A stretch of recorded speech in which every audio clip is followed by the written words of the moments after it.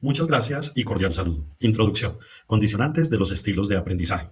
En esta ocasión, mis compañeros y yo hemos preparado la siguiente presentación para analizar temas y variables importantes que se dan en los estilos de los aprendizajes y cómo estos propician unos espacios seguros para que haya un aprendizaje significativo dentro de las aulas de clase y de las realidades circundantes de nuestros educandos.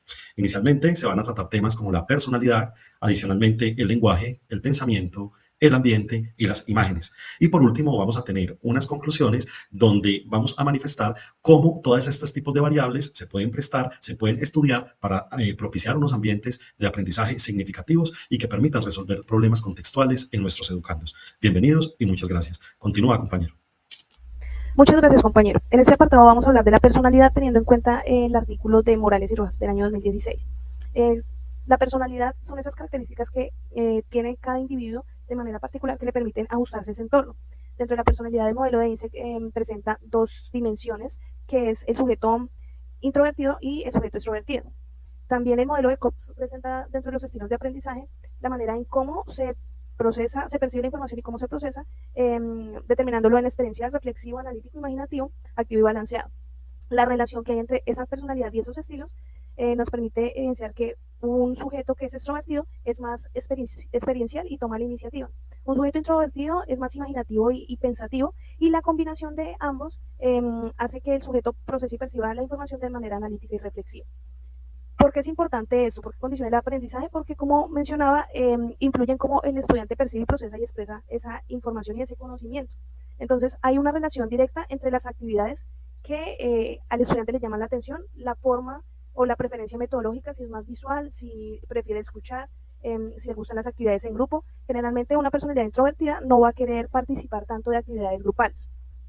Esto que nos dice que como docentes tenemos que ampliar nuestras estrategias intentando vincular todos estos tipos de personalidades para generar que todos nuestros estudiantes pues puedan percibir, procesar y expresar el conocimiento de acuerdo a su tipo de personalidad, y esto pues va a desencadenar un aprendizaje más significativo. Buenas tardes, compañeros. Entonces continuamos con el tema lenguaje. Lenguaje es toda forma que nosotros empleamos para comunicar lo que sentimos. Y dentro del aula, básicamente, según Álvarez, empleamos de forma muy notoria dos tipos de lenguaje, que es el lenguaje verbal y el no verbal, los cuales nos permiten pues intensificar las relaciones que existen entre el profesor y el alumno. Y esto que genera un impacto directamente en el aprendizaje, de acuerdo a la forma y cómo empleemos nosotros el lenguaje, asimismo este impacta en el aprendizaje. Dentro del aprendizaje pues hay dos agentes muy importantes, que son el estudiante y el profesor. El profesor desempeña un rol como transmisor de la información, y para él transmitir la información pues se vale de múltiples métodos, tratando de llegar al estudiante de la forma más adecuada y empleando la mejor forma del lenguaje.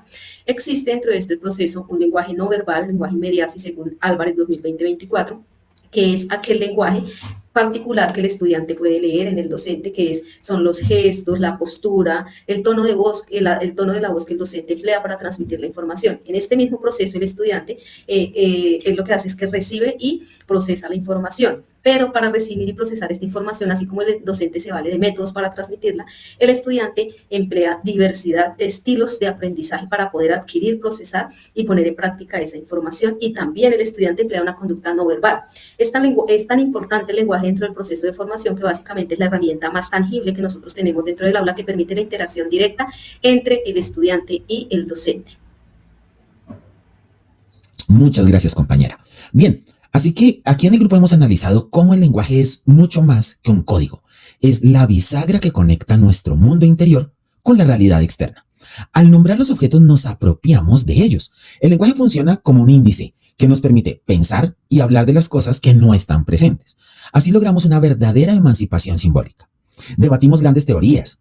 Pensamos antes de hablar, como dice Piaget, o el pensamiento se vuelve verbal mediante la interacción social, como lo propone Vygotsky. Lo cierto es que ambas dimensiones se alimentan entre sí. Al discutir, consideramos que el lenguaje es una vía de emancipación. Dominar la palabra nos permite narrar nuestra historia, argumentar y convertirnos en sujetos autónomos y críticos. Así las cosas, podemos decir que al mejorar nuestra competencia lingüística, progresamos en nuestra capacidad intelectual. Vamos ahora con la siguiente parte. Muchas gracias, compañero. A partir del texto de Ruiz y Sánchez 2019, se puede entender que un ambiente óptimo de aprendizaje es aquel en el que las prácticas educativas innovadoras e incluyentes se basan en los derechos humanos y tienen un compromiso social. Para los autores, el estilo de aprendizaje se desliga exclusivamente de lo cognitivo. Por el contrario, es una forma de asumir las diferencias entre los seres humanos. Por lo tanto, tienen tres aspectos a resaltar: lo ético, en cuanto a la equidad, la inclusión y el reconocimiento del otro; lo social, en el que se busca la responsabilidad individual y colectiva, es decir, lo subjetivo y lo intersubjetivo; y lo cultural, que implica la realidad que evidencia el estudiante, su propio acervo y sus experiencias particulares. Continuamos con el concepto de imagen con la compañera Lina. Gracias, compañero. Continuamos con el siguiente elemento relacionado a las imágenes, que según Rigo 2014, pues hay alta presencia y poco aprovechamiento de estas dentro del ámbito educativo, ya que no se enseñan a leer de forma crítica y los estudiantes la perciben como algo decorativo y no como una portadora de conocimiento. Aquí se ve una gran brecha entre la presencia visual y la alfabetización visual. Por eso la importancia de la mediación pedagógica, en donde se debe enseñar a mirar, a analizar, a inferir, a formular hipótesis. Esta mediación pedagógica parte de una pregunta guía de la contextualización histórica y social que conlleva a un debate y a un diálogo. El valor educativo de la imagen no está por sí sola, sino en el que se acompañe de un diseño didáctico que sea planificado. Y así se convierte en una estrategia clave para la enseñanza de aprendizaje. Tiene unas funciones pedagógicas muy importantes, como activa los saberes previos, estimula la imaginación, donde relaciona la teoría con la realidad, favorece la memoria y la retención, incrementa la motivación, la participación y hace más dinámica la clase. Si se enseña de forma apropiada, potencia la comprensión, el pensamiento crítico y el aprendizaje significativo. A modo de ejemplo, pues en una clase de ciencias sociales se quiere tratar el tema de desigualdad social. En la parte tradicional, el docente explica el concepto y los estudiantes copian la definición. Dentro del uso pedagógico de la imagen, pues se usa una fotografía en donde se contrastan dos realidades, por ejemplo, un barrio de lujo con una zona vulnerable, y se empiezan a hacer preguntas guías como qué observan, las diferencias, sus emociones, y así relacionan la imagen con el concepto teórico de desigualdad. Luego se promueve un debate en el que se fortalece la comprensión conceptual, y entonces aquí la imagen no reemplaza el contenido, sino que lo potencia. Ahora seguimos con las conclusiones. Muchas gracias, compañeros, por sus aportes. Conclusiones. Cuando el acto educativo se convierte en un ejercicio consciente, se sabe indudablemente que convergen en él una serie de variables muy importantes, que no es simplemente pararme en un tablero y transmitir una información, sino cómo esa información se puede aplicar en mi cotidianidad y cómo la estoy asumiendo yo como educando. En ese orden de ideas, el diseño universal del aprendizaje adquiere acá un gran valor y una gran relación con todos los aspectos que los compañeros acaban de mencionar, porque efectivamente en el diseño universal del aprendizaje se cobija la diversidad.